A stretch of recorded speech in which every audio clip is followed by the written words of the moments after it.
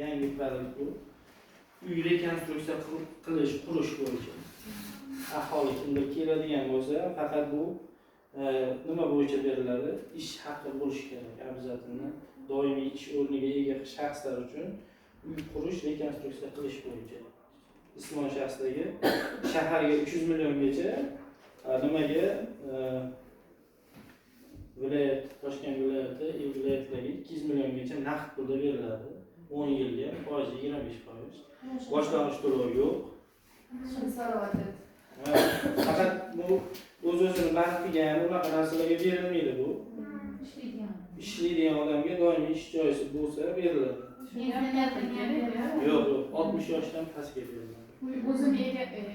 O'ziniki nomida bo'lsa, yo'q beriladi. Uni muammosi yo'q. Faqat u o'zining nomida bo'lishi kerak. Oluvchining keyin masalan qurilishga oladigan bo'lsa, uyi qurib bo'lguncha boshqa uyga garovga qo'yib turish kerak.